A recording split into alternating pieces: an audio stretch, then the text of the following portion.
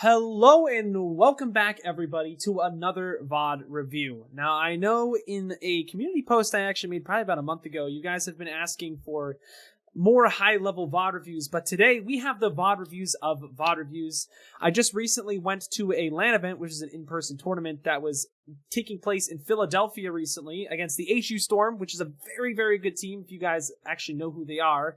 So we're going to VOD review myself, but it's probably not effective if I VOD review myself at this level, so we're actually going to bring my good friend and my favorite coach of all time, Poketude, if you want to introduce yourself. Hey, yeah, my name's Poketude. I'm currently a coach that's competing in Overwatch Contenders. I've known Paz for probably about A year year and a now? half? Maybe Year and a a half, year, maybe? maybe? I don't know. I probably joined attack mode, I think in like August of... No, Yeah, it's been a bit. It's probably been it about a year, maybe a year and a half. year. It's been a Yeah. bit, but yeah, excited to be here today and gonna be looking over some Zen. Gonna maybe talk about a bit of the team play stuff as well as some individual issues. Yeah, great to be here. And then of course one other thing is that if you're interested in getting coaching like this, I actually do offer private coaching available at playerbase.com / Poketude. So go check that out if you're interested. Absolutely. And I mean, if you guys are looking for very high level coaching that you would find like maybe at like that 4.4K level, if any of my viewers are there, I think that Poke is probably one of the best options you have on the market right now. And I'm not sure what your pricing model is right now. I haven't checked in a bit. Have you updated that yet? Um, not yet, but it'll probably be updated within like the next week or so. Okay. Yeah, right now I'm gonna be doing discounted rates because going into Overwatch 2, and then we're gonna be going back to normal pricing schemes soon. So if you're interested in that, I'll probably be doing announcements on my Twitter when Yeah, those pricings absolutely. change. I mean, that So sounds good. I think, honestly, anyone would be very lucky to have the chance to work with Poke. So, I mean, when those prices do come out and everything does get finalized, I mean, I think those spots will fill up pretty quick, and I definitely recommend Poke because all of the information that I give you has mostly been taught to me by Poke, maybe with a few mistakes here and there because, no one's perfect. But, yeah, I mean, are you ready to get into it?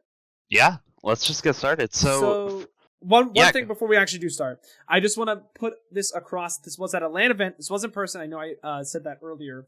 The red team is Harrisburg's Harrisburg University, Harrisburg Storm, and the blue side is where I play for Penn State University, our G1 roster. It was at Philadelphia, and there are some LAN nerves here that we got through, but I just wanted to make sure that everyone knows what's on each side, so that when we get into this, we can refer to kind of the teams as like either or. But that's all I got. You can start right away. yeah, let's get into it. So, first things first, I like the CP out here. This is a good understanding. But I think one thing while I was going through this VOD that I kind of saw that was a bit of a weird mishap here is like this rotation right side, right? Because like if we're looking at their comp, this can be Yeah, pretty dangerous for us to do, right? I know we talked a little bit about this VOD yeah. Before. off Mhm. camera before, so like we didn't really scout this. But just for the viewers at home, like this is good to understand that if we're gonna be doing a rotation like this with the Briggs End comp, you're really looking for creating space and creating long sight lines. But the thing is that when they're running the Pharah and the Doomfist, that they're going to be playing for the same sort of value. And so you're actually going to be safer putting your Zen in server over here. The main reason why this error can happen is if we don't uh, scout properly enough as a team. And so if we think that they're going to play something like Brawl, this rotation is actually going to be a bit better because it gives you a bit more space, a bit more time to slow down the fight, get that high spam value in, as well as looking for a dive when they inevitably try a run to point, right? So like Mhm. overall this idea is pretty good, but um So just to understand, yeah. most of the time, teams do like to run brawl or some variant of that on this map, which is generally why Penn State usually goes outside here. But I mean, I understand this concept, but if we do scout that they do have maybe that ball composition, I mean, even if they do have that ball composition, I still think you could argue going outside and just meeting it if it was a mirror, right? And just trying to take that position. I think you could, but I think the Against other thing Farah, it's just not even. You don't even. But I wouldn't even think yeah, about I doing mean, that. because they have the Pharah, you're not really going to want to do that because it's going to be pretty high spam. Also, the fact that they have the Doomfist, right? The Doomfist is going to be a lot more, um, like the Doomfist is probably going to be a lot more limited in his approach, right? Because he can come from one or two angles. But the thing Yeah. is that also there's a lot more volatility in the sense that um, the ball and the fire can both pretty lethal in terms of trying to get the Zen down, right? And Okay. because Zen uptime is so important in this comp in Yeah. particular, I think it would be safer to typically just rotate here. I think there's an argument for Mega, right? You can go for Mega Control, but in the same time, there is a Mega there that we could look to play for. And then you also have Mini. So like it's kind of depending on like what you think they're gonna run. Because again, Yeah. also like if they're playing like a Sigma variant that or if you're playing a Sigma variant, the answer might change a bit there. It's Yeah. all gonna really depend on like what you're playing and what you're playing into, right? And Yeah. whether or not you correctly scout that. So that's But why, I mean, typically if they're running Brawl, we want to take outside, but things start to change a little bit when both teams are running the non-conventional Zen Brig on this map. So I just wanted to make sure we're all on the same page in terms of that's the reason why this rotation might not be the best for this specific comp. yeah, All right, I'm good to keep going. let's go. All right, so I do like this adaptation though, where we recognize this, rotating in. Oh my god, I need to hit Vaxta, boys. Oh my god. Okay, keep going. Yeah, a little bit. One thing I would like to note though. Yeah, you suck a little bit, but let's keep going. But like, just be careful that we don't greed for our shots here, right? Like, look at where we stall down in this rotation, right? Yeah, And look that at is like true. this is a pretty easy way where if Lethal had decided to just go in, granted, not a lot of cooldowns on his side, but let's look at this, right? He had Slam coming, he had Punch in one, right? So if he had landed where you were and decided to go in, I probably would I have don't died. know why. Well, I wouldn't even. Yeah, probably. you would die. You I would would have die. died. Yeah. Yeah, right. And so just be careful that like while we are going for this Kovacs, we need to make sure like going for those like Kovac shots, right? Yeah. We need to make sure that we don't saw on rotation because like that can be a little bit risky. And especially, if I feel more, even if I feel more confident there, I just have to take those shots in rotation. There's no reason why I don't take those shots in rotation because I think during that rotation I would still have the 3 shots I'd need to kill the Doomfist. Not saying that. I'm not saying that it's a bad idea that I can take that. It's just I can't continue to do that because that's a problem I think I'll probably have consistently in this VOD. Is probably like I'm in rotation, I'm looming a little bit too long because I'm trying to get a pick, or you're over peaking. Or over peaking, yeah. We did talk about that in last week's video too. So I definitely need to work on my movement in that sense. Yeah. But also part of that's going to be like if you are going to try and go for something like that, you can communicate with your diva a bit to make sure that we understand and your brig, right? That we might stall a little bit, so like we need to prepare to have DM on you if you are going to go for something like that. Okay. Does that make sense? Yeah, that makes sense.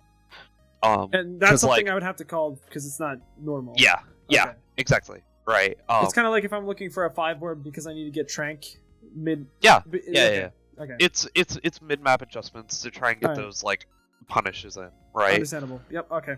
I like the cage control. So now that we're going into this, right?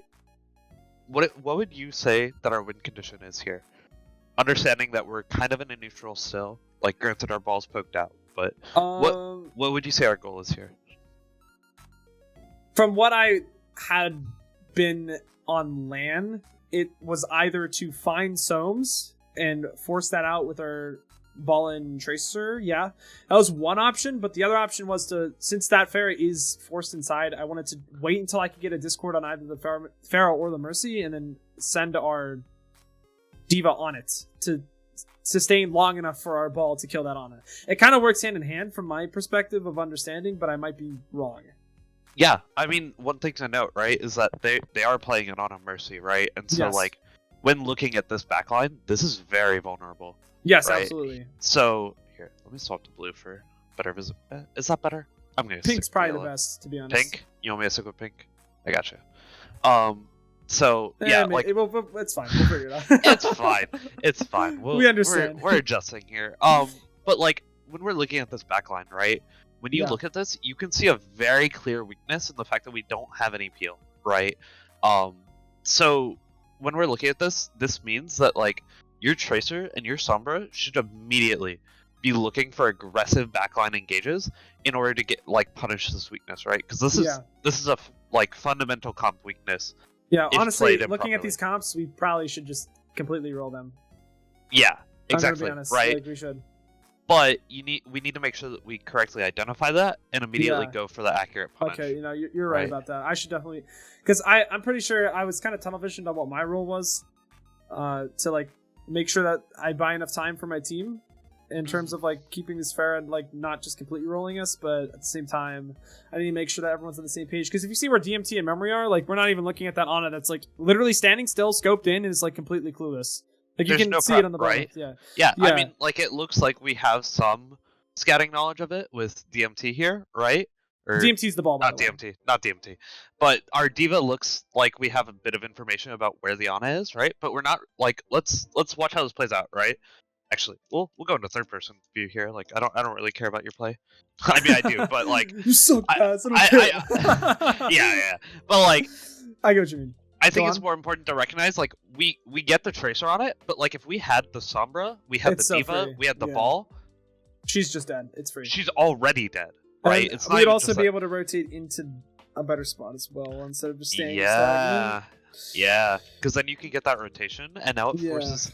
Their Pharah does not have a good angle. Because the thing is that if you play in server here, the Pharah is always going to have that safety of being able to play Mega and Coast, right? And so if you're playing something like this, it can be a bit more difficult for the Pharah to feel like they have a clear safe shot. Though again, it also does leave the ability for them to push in further because it is also a little bit tighter of a funnel. It's a little bit mixed here, right? But again, you don't even necessarily need to rotate, right? Like you can stay here and continue to play for point value, right? Because their team is going to be playing point. But then this now means that you have the access to go around left side or right side, which now puts a little bit more threat on the Mercy, puts a little bit more threat of Sombra hack if they do decide to play above Mega or even potentially even further back, or if they try and play on above point, right? Yeah, okay. Does that make sense? Yeah. And so, like, I know before we got into this, you told me that you were taking a very strong vocal lead, right, on your team, where like we're really trying to think of like how do we want to play this comp, right? So like every time we load into lobby, we really need to make sure that we understand our win conditions, right? But also like your personal like win conditions and what your personal objectives are. But I think it also, especially in your case, is gonna be very helpful to understand what your team's win condition is in order to be able to better communicate what your objectives are. Does that make sense? Yeah, no, like 100%. Like I can realize that that's kind of straightforward, at least from what I'm seeing now. It's like, I mean, obviously we just kill her Ana. I mean, looking back at the VOD myself, it's just like, this Ana's kind of just standing still, like doesn't have any PL. We should just kill her. But I'm not used to playing against the pharmacy on this map, at least with this composition. Because if it was with Brawl, like I'm used to that. I'm used to playing against Brawl here, so I didn't really have that thought process through. But that's not really an excuse. Whenever I see a pharmacy composition, I have to know that like the backline will always be unsafe at that point. Yeah, and I mean like just understanding that and having that recognition that just the Ana is going to be something that can be like, even if it's not an Ana, let's say it's a Zen, a Brig, a Bap, Lucio, whatever it is. Like, it's going to be punishable if they have a pharmacy. It doesn't really... And this can be applied to rank, too. Yeah, absolutely. Right, where, like, if you see that... So it's, like, it's something that you can always keep in the back of your head. And it's a good piece of information to know when you're evaluating comp strength. Yeah. So, yeah. Let's keep into this. So, one thing to note is I've been looking at our Harmony Orb usage as well. We've been sticking tanks a lot. Though I would argue that if we're trying to get more aggressive, we could try and potentially try and orb the Tracer or Sombra if we could try and get in there. Otherwise, I think just sticking on Diva or Ball is okay. Preferably Diva though. I kind of agree with you, but I feel like it's more on the DPS to kind of call that they want to get aggressive and they have an opportunity, and then I can dish it. Yeah, that's fair. Because it's difficult. Okay, I mean this might be an excuse, but from my perspective, I feel like it's difficult for me to understand when Jerry has that opportunity all the time. I mean, it could go both ways. I mean, if I see the Ana and he doesn't, I can kind of tell him. But if he sees it and I don't, I can also give it to him. Yeah, I mean, that's kind of fair. understand what you're saying. Right. I have to make sure I don't completely tunnel vision on a pharmacy when I'm playing Zen. Exactly. I think is what you're getting at. Yeah, because if we look at that Ana bottom left, it's like half health. I really should just like. Yeah. Yeah. Okay. I mean, yeah. Because like realistically, it's gonna be on the Diva to keep you up here. It's not gonna be on Like, Yeah. you're not going to be able to dissuade that far from shooting you. Yeah. Right. So, yeah. No, for sure. Okay. I just mainly wanted to bring this up as a point because I know later we're going to see that they swap here, I believe. Yeah, I think so. To mirror. So, yeah. I like the kiting to mini, though I think... I want to see how this played out from a third-person POV, because I think we might have overpeaked this a little bit again. Yeah. Kind of going back to what we were saying before. That's going to be a consistent problem. Like 100%. Yeah. I mean, granted, I think ideally we would have the brig in between you and the ball and the diva, but yeah, it's something that we can like continue to like bring up and keep in mind as we're looking at this VOD, right? Yeah, if I have better like very like slight positioning, I think I'd get out of there alive. Oh, 100%. It's just understanding that like where that break point is, right? Yeah, absolutely. Cool. All right. So this next fight, I'm just calling for farming. Well, actually, we get this. I thought we already had the point. I thought that was a loss. Never mind. Yep. I like orbing the ball to support the Yeah, brig here. typically I just orb ball first, and then mid fight I try to get brig if we're actually trying to take a brawl, and if not, it's gonna be to whoever is taking a lot of poke, which I would love to avoid, but I think people are just getting used to that. I will say, I think orbing the brig, like, I think it can sometimes be a bit problematic pre-orbing brig. I wouldn't say pre-orbing. I'd say when the fight's starting, and like we're actually walking in. Well, if the brig is activated, the brig needs the orb. If the brig is just kind of chilling, I don't think the brig needs the orb. Yeah, part of the reason why like am bringing this up is because I think, at least in current meta and what I've been seeing recently, is that there have been a lot of Zenyatas that are like almost too keen to orb the brig when trying to initiate the brawl, and like by doing so, no, they are doing it too early, in the point in which they're denying their DPS some resources when taking duels. Does that make sense? So you're saying that when I have the opportunity to help a DPS get more aggressive, I should do that? Yeah, and like it's like realistically, your brig when she's starting to walk is going to here. I feel like that's I don't know. I feel like that's a good opportunity. Yeah, that's fine, right? Because she was already damaged. But like before then, it has to be dished to other people, I think. Yeah. Because like one thing to understand is that like when the brig's starting to step, they're going to have Inspire. That's almost true. Certainly, right? So like the initial tiny bits of chip damage are negligible. Though I've been seeing a lot of people pre-orbing when that chip damage is occurring. Does that make sense? Yeah. So it's like, yeah. That was a bad rotation. I mean, part of it's just that we got split from our diva, right? Like where was our diva? Was it just that we were too slow? Or no, we were just completely... Okay, so Ming, who's on Genki... Ming is Genki, accidentally dropped high ground, and then Trisha was not with us. And from then on, it was just an L. Yeah. I mean, yeah. I remember that. Be also, unfortunate. Trisha's actually Catastrophe, so I should probably say that. Catastrophe also had their earbuds in the wrong ear, so that was funny as well. Lovely. Some lore, some collegiate lore. But yeah, this is definitely, I think I'm calling for like an EMP engage onto their backline. But we need to scout that first. Is what I think I'm calling this, and maybe I think it was like an EMP rally. I don't remember exactly what it was, but that's what would make the most sense for me right now. Especially since we have the ults and they don't. Like, I want to use ults fast. Yeah. I mean, like one good thing to understand, right, is like which one of those do you want to engage with, right? Do you want to start with EMP or rally, and then you want to make sure that they have the time to respond before doing the second one, right? Because if you don't do that, you're not going to keep your momentum, because if they kite out rally EMP at the same time. Oh, that's true. Okay. I should probably start telling them that. I feel like that's something, I mean, that's kind of something that I just kind of inferred when I was on attack mode with you, which I don't think I had mentioned that. I used to play on a team, and he used to coach me. Yeah, you know, we're only like 20 minutes in, I just told you guys that. But I think that's something I kind of just inferred and understood. So Yeah, I think I that's mean, something I can do better in terms of fight planning, because I feel like my fight planning is like, it's not lackluster. I just think it could be better because it's been a while since I've actually had to do it, because I was so used to Crimson just being so quick about it. yeah. And, like, So being good. let's talk about it, right? So Okay.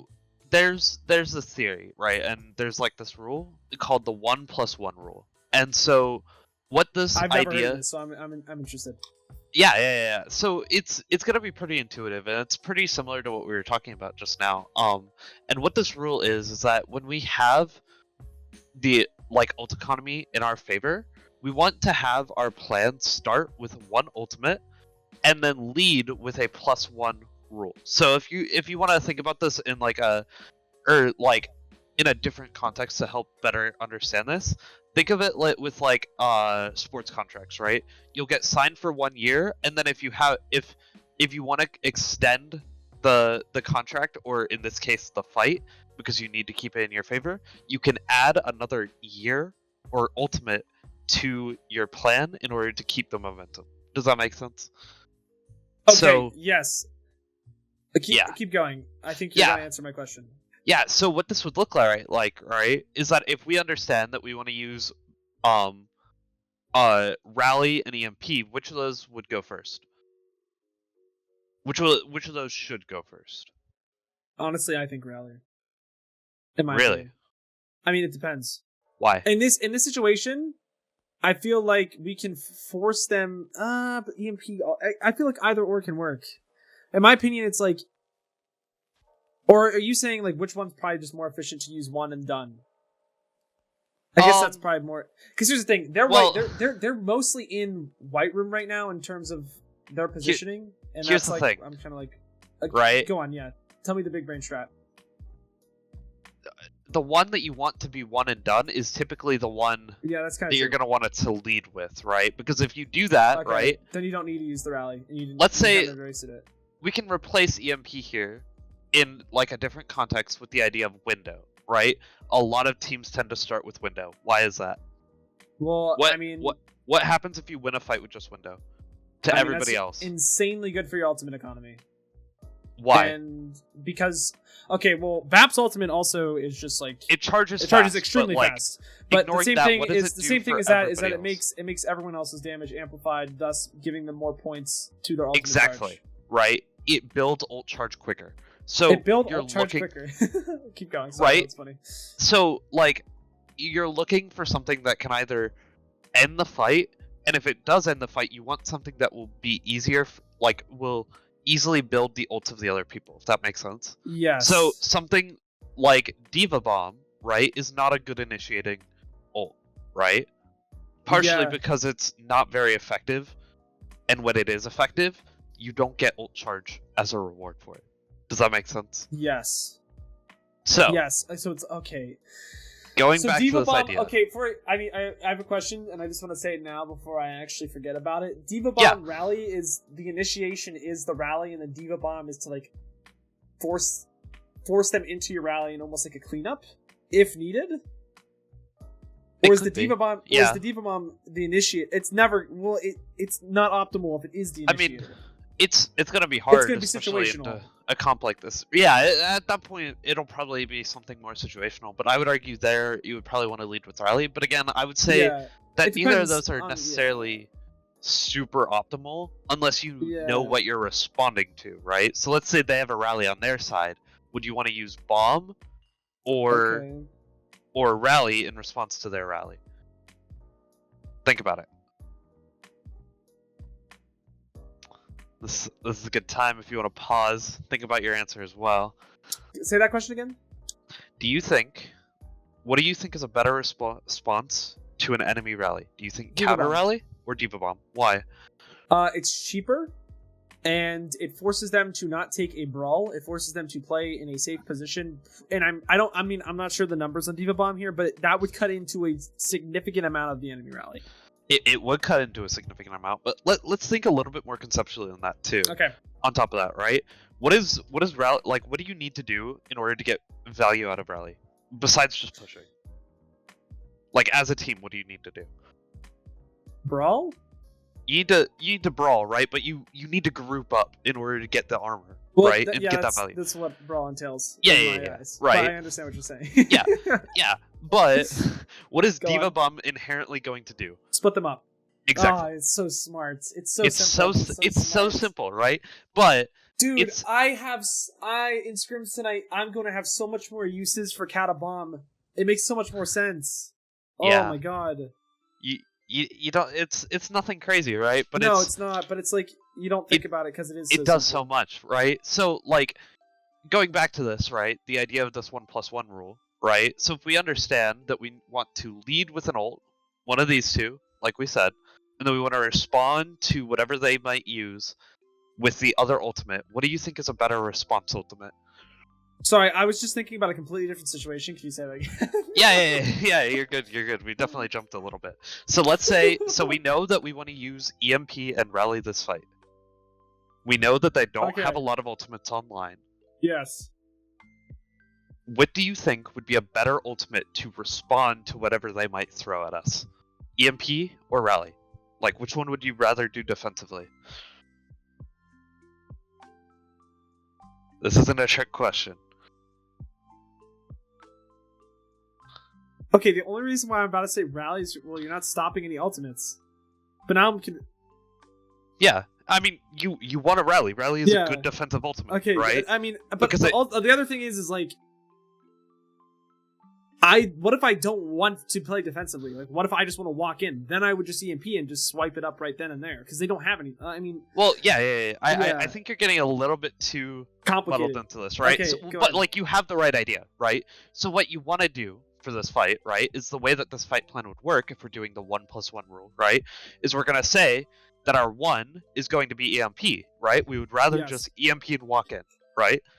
Then, if they respond with something like mines, or bomb, or an EMP of their own, right? Well, we're going to assume not EMP because that's a little too far in terms of charge, right? Let's say they respond with bomb or mines, right? Then we are going to follow with our next ultimate, which is rally. So this will help us stabilize from their mines or bomb and then continue our momentum and push through. Does that make sense? Yes. And so do you think this would be a better fight plan if we do rally and then EMP? No. Okay, no, definitely not. Definitely not, right? The thing is, it's kind of like the... Okay, I don't know if you remember, but it was like, we went over windows on this map like a year ago. And it was like, windowing a corner, and then they can just kind of walk back. Because we windowed too early.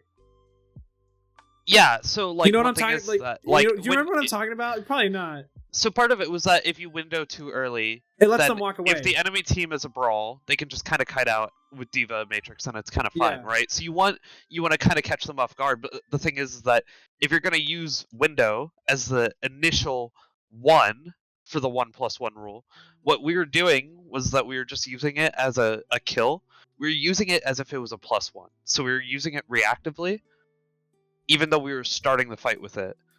And so we were trying to let them walk in, and we were just going to try and kill them. But the thing is that if you're going to use it as your initial ultimate, you have to let your team then walk through to allow you to have the initial healing.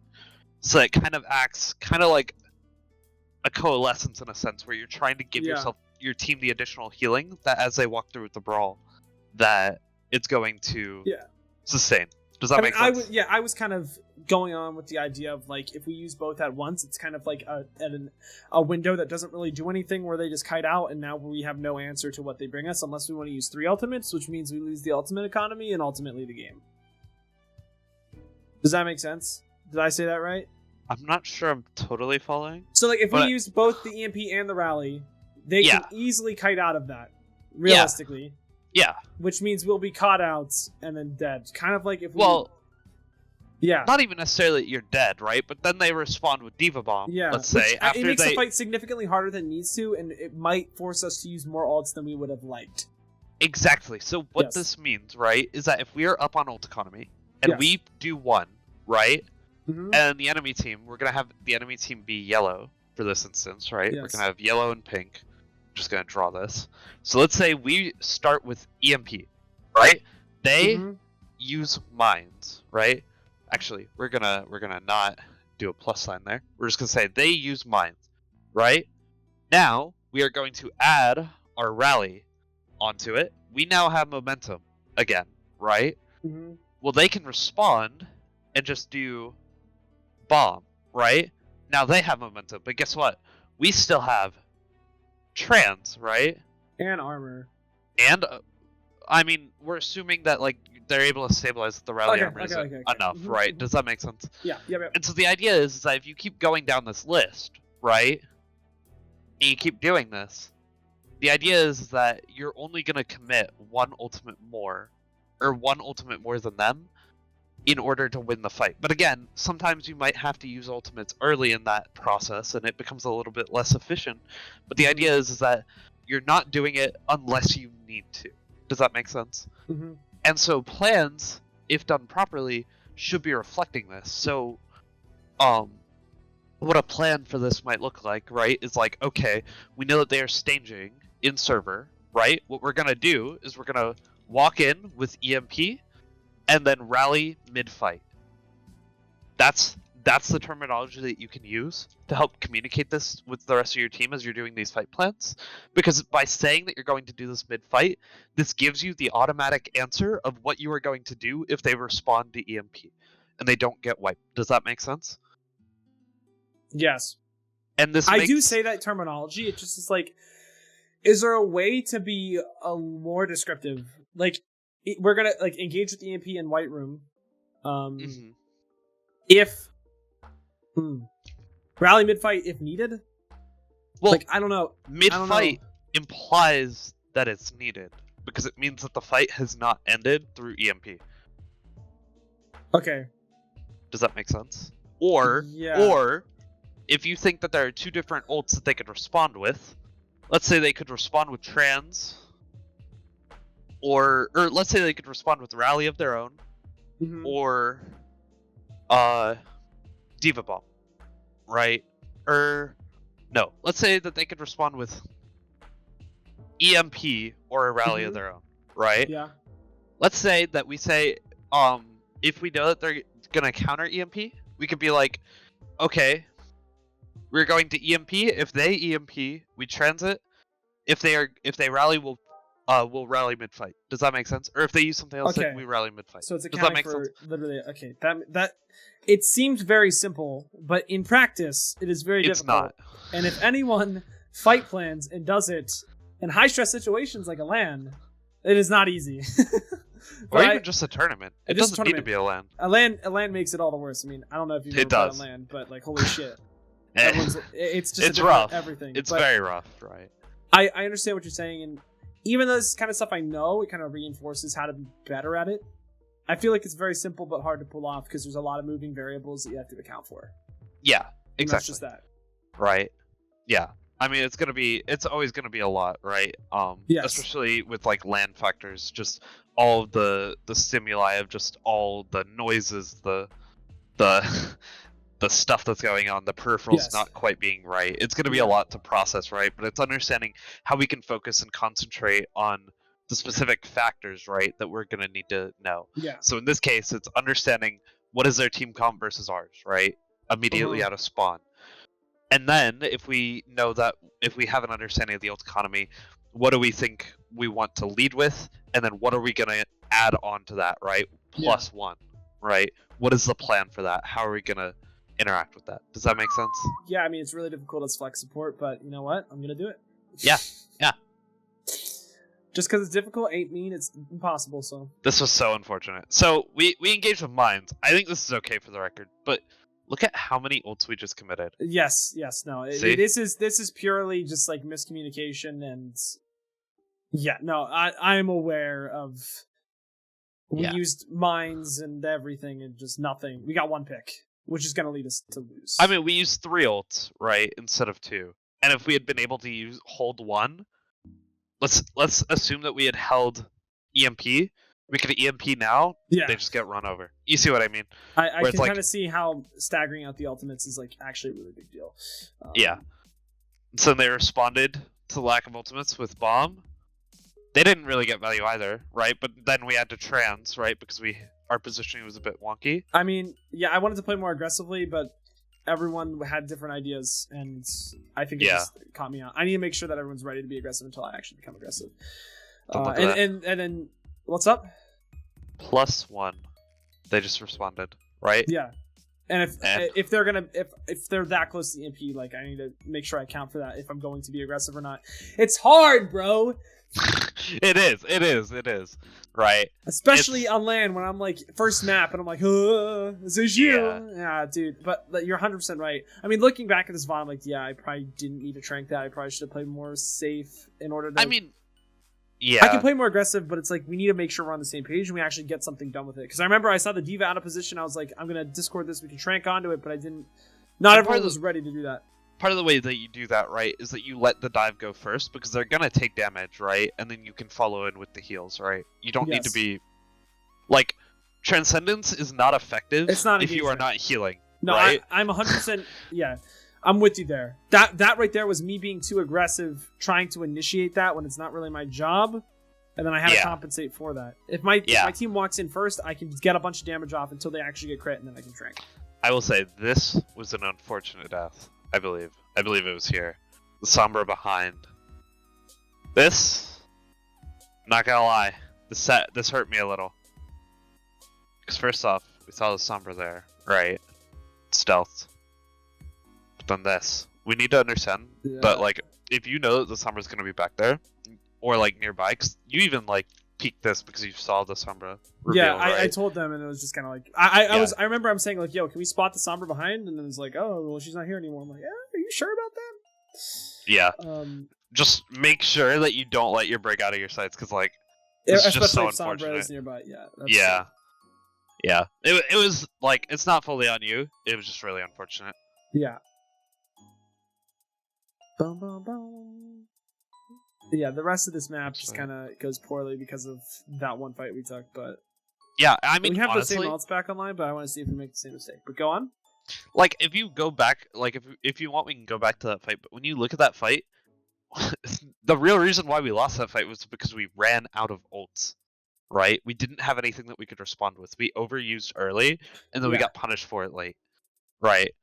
And so, like, it's a perfect example of why that 1+1 rule can be so helpful. Yeah, no, I honestly think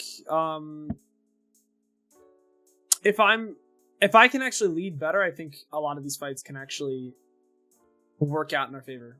Yeah, I mean, like, that fight was totally winnable. I mean, like, right now we're getting staggered out of spawn. It's really unfortunate, right? But like, realistically, the only main fight that What's up? Why are we walking into melee right now? My brig is right next to me. We should just walk on this girl. Why do you need to walk? Because she's not dying. I don't know. There's a shield. I should shoot it from range, bro. Yeah, you could shoot it from the corner. Look at this. Look at this. Look at what you were peeking by doing this. You remember that talk of over peeking? This is a really good example of why this is important. Man, I wanted this brig dead. That was you just came in range of the diva. You just came in sightlines of the ball, the Sombra. Yeah. No. Force that diva to turn a corner, at least. You know, I might have gotten a little overzealous there. It's not that big of a deal, right? No. I mean, you didn't get punished for it. I didn't get punished, you know. Yeah. Yeah, hit a shot. Don't compensate your aim by walking forward. Just hit the shot. Look, man, we had this problem earlier. My bad. You're good. Okay, you're right there. I remember being very heated. I'm like, I want to break down. But yeah, you're right. Yeah, you're right. I mean, it's just something to keep in mind, right? Because we mentioned this a little bit earlier, and like you talked about how this is an issue. So it's good to understand. I'm gonna be completely honest. It's a big issue. Yeah, I need to get better at it. Yeah. Right here, same thing, same fucking thing. A little bit, yeah. A little overpush too, right? Right there, I was kind of mad that I didn't get DM, but looking back at it, if I literally just play the corner and wait for them to walk first, I'll be fine. But I have a problem with it's like, hey, let's walk left. It's so free, and then like not everyone's on the same page. But that's not an excuse for me to be out like that. Yeah, I mean, one other thing to note, right? Is let's see how quickly they get here, right? Because like we aren't even playing for Mega. You see that? Like, we're not playing for hack of Mega at all. We're going to lose a brawl if we play in there. You see that? Okay, can we see actually how exactly did they have a better teleport than us? Like, what is that teleporter that they used?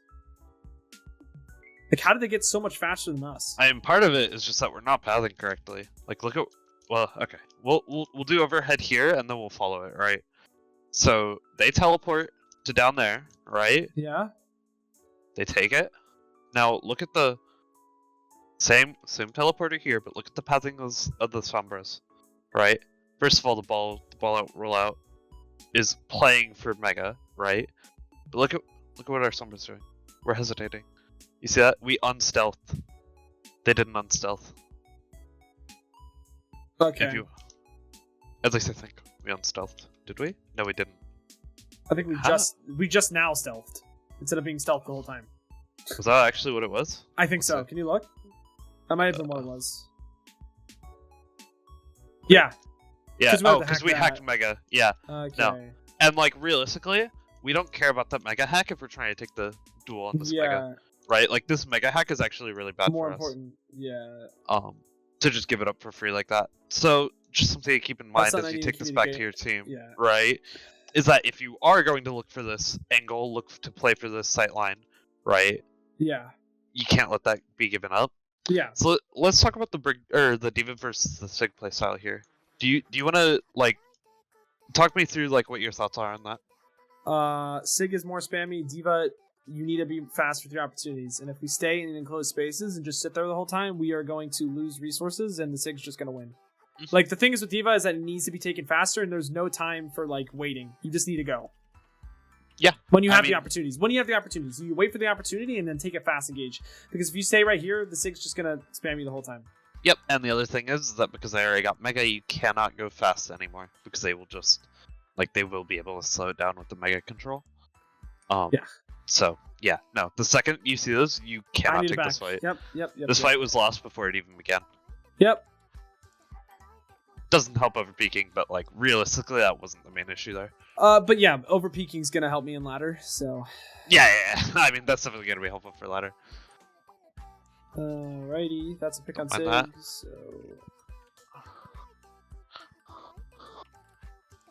It's fine. Yeah. Where are we wanting to rotate to here? Like, we just need a complete idea. Just be careful. Because like that is an example of how we get caught in rotation. Is because if we don't know, like if we go back a little bit, there's not a clear definitive point that you're rotating to here. Like, are you trying to push past or are you trying to stop here? Like, you see this look of like to me, this play looks indecisive. Of like, do you want to peek that? Do you not? Right? I feel like we would have wanted to walk all the way in had our ball not died. Yeah. But the thing is that like your ball got hacked here, right? So like, just I don't know. It's not that like this was inherently a misplay by you. Don't get me wrong. It's like I'm just trying to identify what could be causing this, right? Because like I said, we've already noticed this is a repeat behavior. I think the biggest thing here is that like one thing that like I would like to see like visualized, and like this can be seen in rotations just by like how you play the corners, right? Because you're not really playing a corner here, right? No. You're just kind of playing an open space because it looks like you're trying to get to here is what you're going to, but like that's so far, right? Am I wrong in that, or? No, that's what I think I was going for. Yeah. So like if we understand that, we can either play here, we can play here, right? We can still play this angle, but like in your rotations, especially if you're gonna try and to like stop this habit of over peaking, it's gonna be really important to slow down and understand what points are you rotating to, right? And also that can be something that's communicated, right? And that gives your Diva and your Brig a better understanding of what they're looking to peel from, what angles are probably going to be covered in terms of like what angles will their flankers maybe come from, whether it be like through the mega path, just straight through left side, right? It helps them understand what they're covering, means that you'll get better peel, you won't overstay as much, and then you'll have a better idea of what you're doing. Does that make sense? Yeah. Yeah. I don't mind like stalling here, right? But again, like it's like if we're gonna do this, you need to play the corner better. Yeah. But part of this again just looks like it's indecisive.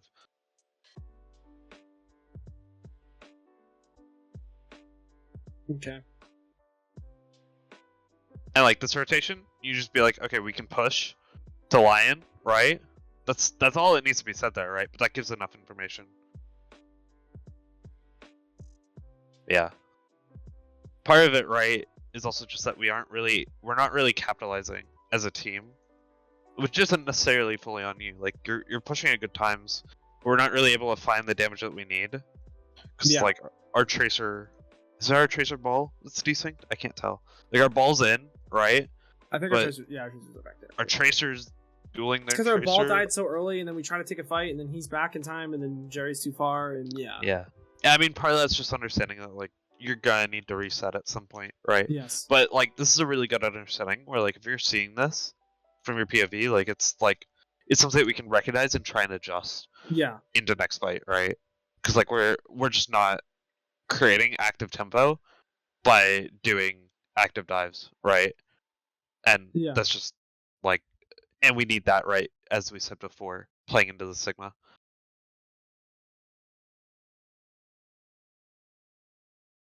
Yeah, I think it's then. Yeah, that's just unfortunate. Got that.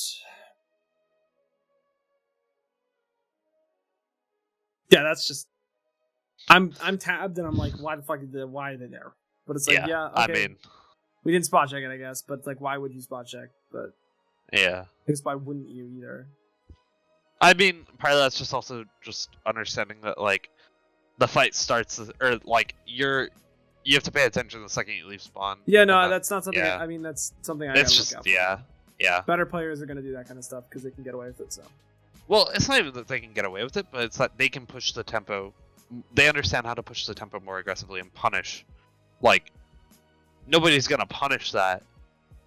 Like, because people won't be confident enough in their ability to pull something off like that, or they won't do it correctly, right? But they understand how to pressure and control space, and with how they're controlling it, right? Now we have to understand that, like, we need to make sure that we understand how we're gonna take this play out of spawn. Okay. EMP first, don't rally. Can rally. Why can you rally? You can rally because you know that they have flux. But true. And pulse, right? But the thing is like, what are you gonna do once they flux or pulse? I'm gonna trank. Do you need to? Or we could just EMP and stop everything. Yeah, exactly. Okay. Either one. Like, EMPing here because you're forcing his stuff into the, like, choke. You could also brawl a trank here, don't get me wrong. But I think, realistically understanding that, like, you can also, like, what this means for memory, right, is that because you know that the Sigma's playing here, you're going to be doing, like, you're not going to be doing, like, a flank EMP. You're going to be playing this as if you're, like, Kree or Soldier 76, right? Yeah. You're going to be walking with the team and then just EMP if needed, right? If you're going to do it like this. You can't always just transit. No. Why is this bad? Because no one was crit. And because they didn't, like, they cut it out well enough. Anything. Yeah. We didn't respond. You just cut out, reset, and, like, force to engage. That's better for you. Okay. I mean, like, I don't mind this, but also you have to recognize that they're at 87%. They can take a dry fight here. Yeah. And you lose next fight. Pretty much guaranteed. Right. See, I play cover grid here. That's yeah. But also you had a clear idea that you wanted to rotate there. Yeah. You see that? Yeah. Your rotations are a lot more clear because you don't have a lot of options. The more options you have, the more difficult it's going to be. Sure. Clear, concise ideas.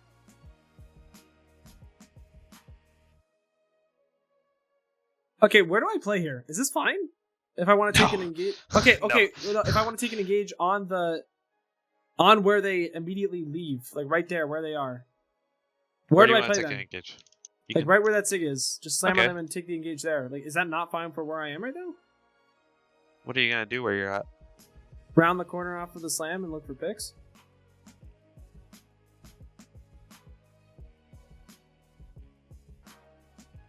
Okay, let me rephrase that. I'm in trouble.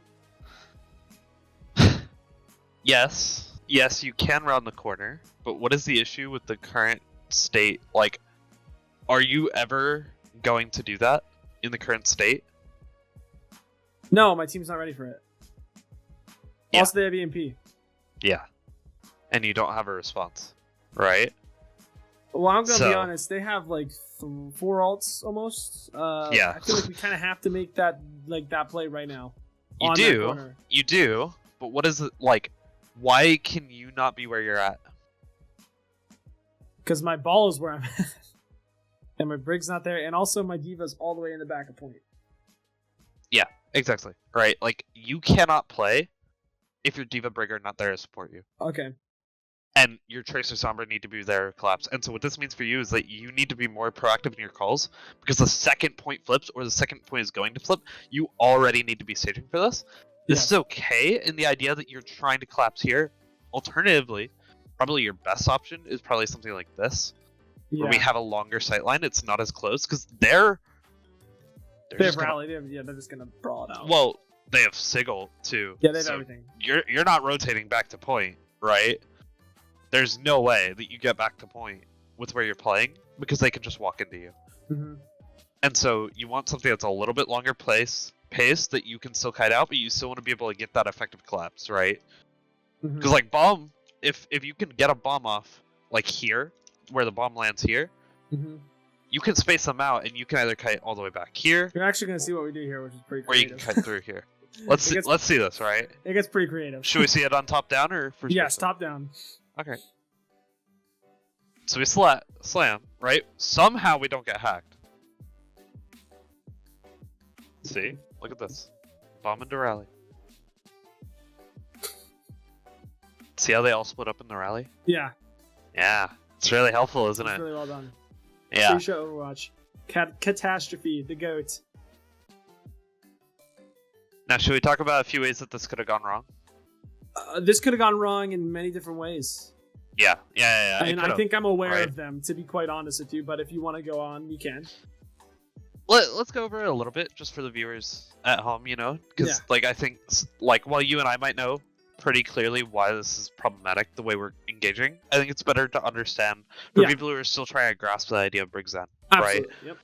So, as you can see, one thing is we start with the ball slam. This is really bad because we don't have any way. Yeah. We don't have any way to protect this, right? Sombra's gonna get that hack for free every time. There's no way that you can prevent that if you're slamming, right? So this means that ball should just die here, but I think the slam. Lethal got hack canceled by the slam. Yeah, which is just unfortunate. That's honestly crazy. And then I mean the kite out from you is perfectly fine. Like this is good. Like the second that we didn't get blown up and like DMT was able to kite because of the fact that they didn't get the hack off, this becomes a very good pivot. But like that in itself is a problematic playstyle, right? The bomb here is fine, and I like the fallout from Njeri. Like we can look to punish the most split. We have the Brig defending. You can't really have the Diva peeling while she's in baby, so this is okay. Not ideal, but you can at least have them contest point, so like that's perfectly fine. You don't want point to flip here, while they're at 99, because you want to keep accruing percentage. The second they split back into the yeah, that's crazy, right? That's so funny. Because again, that just put you at higher momentum because you were able to use your ult to stall out their rally, right? Because now you just made it an uneven fight. And now at this point, like we had stabilized really well. There were a few things that were really pivotal to that fight, and I would argue the most important one was that DMT did not get hacked here. Like that, unironically, saved this fight, in my opinion. Yeah, no, absolutely. Yeah. Vax. Yeah, I mean, you can just walk through this. Yeah. Okay. So keep in mind, like, your positioning there, Paz, like, the idea is okay. But you also have to understand that if they capitalize very bad. Because you also have to recognize they never flexed. Yeah. Right? If they flexed, you're not getting out of that. Sheesh! Nice. Yeah, let's go. I'm not terrible. Nah, I'm pretty terrible. This is what feels bad, man. I thought my brig was with me. Did he get knocked off? Oh no. No. And then if I hit like literally 2 more shots, I think we win that fight like 100% because I trank on the ball or yeah. If I hit 2 more shots on the ball, then I trank and then the ball dies. Yeah. I mean, so part of that, right, is that we understand that we need to be playing slow, right? Because if we know that they still have flux, we need to be very, very passive in our positioning. We need to be like make sure that we can get you value without overcommitting anything, right? It's like these aggressive flanks, maybe not ideal. Or I feel like you have to get tranked now because right? like if I don't get tranked, we lose. That's why I'm exactly. More aggressive. Right. So like where you're playing them... is fine. I'm more concerned about how your team was trying to play aggressively, right? Yeah. And looking for those slams as if we were going to push in. Because if you push into that, yeah. Unfortunate about the like shots, but I think we could have slowed down that fight if we didn't have both our ball and tracer picked, right? And part of that's just understanding that in your fight plan, right, you have to call to play slower because you're trying to wait for that one ultimate to respond to theirs, right? Yeah, okay. But like overall, like, while it's rough, it's not like that wasn't on you in its entirety, right? Yeah. And that's important to understand because I think a lot of players, like that's a high pressure situation, right? You want to make sure that like you're not. Like that can't be blamed on you or like anybody else on the team. Like it's a combination of errors, right? And so it's like it's good to recognize that like there's always going to be stuff going wrong. But yeah.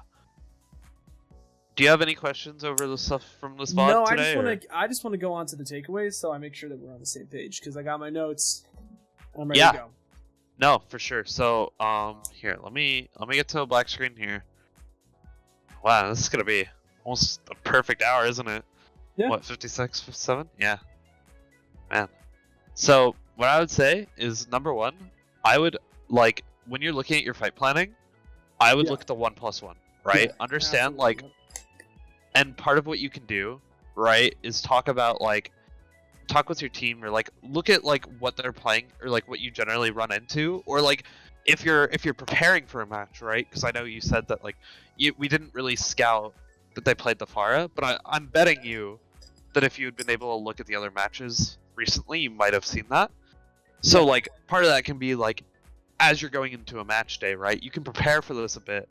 Look at what they're tending to run, right? And if it's not a comp that you're particularly familiar with, go through like what ultimates like are going to be good at responding to what, and figure out what your 1+1s are typically going to be, right? So you have a good understanding of like some general ideas. You don't need a full comprehensive list, but you want to have a good idea of like how you would approach each one and get that conversation with your team, right? So that way when you are on match day, right, with the high pressure like stakes of the LAN, right, you have a clear idea of like this is what we're going to do, this is what we're going to do to respond, right? And I think that response is really going to help you with a lot of these key fights, right? And then number 2, I would really just say, in rotations, commit to it, like, have a clear idea of what you're doing, right? Because I think, like, obviously, over-peaking is, like, an issue that we're struggling with right now. So, like, the biggest way that I would say to fix this, right, is commit to what you're going to do, right? So I'm going to say commit to a corner here. And what I mean by that is that, like, I want you to have an understanding of, like, what are you looking to rotate to, and where are you looking to end up, right? So where are you rotating, when are you rotating, and why are you rotating? Does that make sense? Say that again. What are you rotating to? What? When are you rotating? When? Why? Yeah. How? I mean, how should hopefully be straightforward. I just but yeah. Question words. I'm just making yeah. But like what, when, and why are really the ones that I care about. I think how is going to be a little bit too much in execution. Though I do think it's a good question to ask outside of just when you're in game, right? That's something that you can discuss with your team, discuss with your brig, discuss with your diva. Have a good understanding of how you're going to go about this, right? Absolutely. And then if you feel like you're getting caught out still, look at it and see, is this them not rotating with me? and give me the resources I need in order to stay alive, because again, Zen uptime is so important. Uh-huh. Or is it that you aren't really able, like you're over peaking, you're not rotating away, that's possible for them to give all the resources that they need to in order to support you? Yeah. Does that make sense? Yes. Cool. And then the last one would be, like, I would talk with your team. Like, I know this isn't fully for you. Yeah. But I would talk with your team a lot about looking at how you stage, right? And I know it's not exactly individual feedback, but I think these two really cover a lot of the issues that are really applicable to stuff that at least we could see in this VOD. And then a lot of the times that you were getting picked, right, is that I'm gonna actually delete this. I'm just gonna rewrite it as staging. I think a lot of the times, a lot of these fights that we struggled with, whether it be on like that last fight, where DMT like didn't get hacked miraculously, in order to win that fight, or even back on Control Center, right, where we have this idea of like, we had our like Diva and Brig in Narnia compared to you, right, and we just weren't there, so you were rotating on your own, with the ball tracer on you.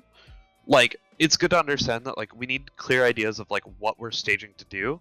Yeah. And like doing that pre-fight, right? So that's also going to be on you a bit too, right? In the sense that you need to be able to communicate what your plan is for that fight, if you are going to be the vocal leader for that. Yes. Does that all make sense? 100% yes. Questions, comments, concerns? No, not really any questions. I just have to really put this into practice, and I think number 3 is going to be difficult because I'm not a coach, but in this role I kind of have to be. I just have to make sure that we understand like what the plan is, and I think that this kind of gives me insight of how I should be preparing, which isn't something I've usually had to write up because usually that's like not my job. But I think it would be good for me as a player to kind of learn how to do this kind of stuff. I mean, in some ways it isn't, but in some ways it kind of is your job. And sometimes it is, sometimes it isn't. Like, it's just that flex supports generally aren't the fight planner. Also, I mean, sometimes a coach would do much better at doing this, but I understand we don't have a coach, and like I kind of need to step up to the plate if I want stuff like that to work. Yeah, I mean, it's more that like if you're going to be the vocal leader of the team, you need to make sure that every fight has a clear idea, right? So you're doing ults right now, right? Ideally, somebody would do like ideally it would be the main tank, right? Would be able to do ults, like somebody would communicate what the ult track is, whether it be flex support, main support, whoever, right? Typically main support, and then your main tank would be the person who would be like, okay, now that we have this, we're going to do this 1+1. This is our 1+1 plan, right? And we are going to stage like this because of this plan. Does that make sense? Yes. So it'd be like we hold close to EMP them, right? Or like we hold close so that way we can then build up Trank, or like we slow the fight down to build up Trank, so we're going to stage further back, right? And it's just all responding in how we want to do that 1+1. So just keep that in mind a little bit when you're making your plans, I think. I think that's really the part that's going to be most applicable. Yeah, does that make sense? Mm-hmm. Yeah. All right. I don't really have any other questions then. Is there anything you want to plug again before we stop this? Yeah, so I mean, if you're interested in seeing more of my work, you can follow me on Twitter. Twitter at Poketude. You'll see announcements, probably typically more about my happenings in Contenders, what's going on with me. But occasionally I'm hoping to be putting out a little bit more public educational resources. I know, there's been some stuff that has been talked about that I would like to see realized. And then, when it comes to like anything coaching, if you're interested in getting coaching from me, like I said, you can do check that on playerbase.com/Poketude. I'll put that in the description for anyone that's interested. Yeah, exactly. And hopefully by then, my prices should be updated to reflect my rates for going into Overwatch 2. So that anybody who wants to learn the game before we go into the craziness that'll be 5v5. Yeah, that's gonna be a fun time. That'll be something else. Yeah. So yeah, that'll be there. So yeah, really those are the only two big things. Thanks for having me. I really enjoyed this, and I hope this helped a bit. just realizing it all. Yeah, and I mean, I appreciate you coming out.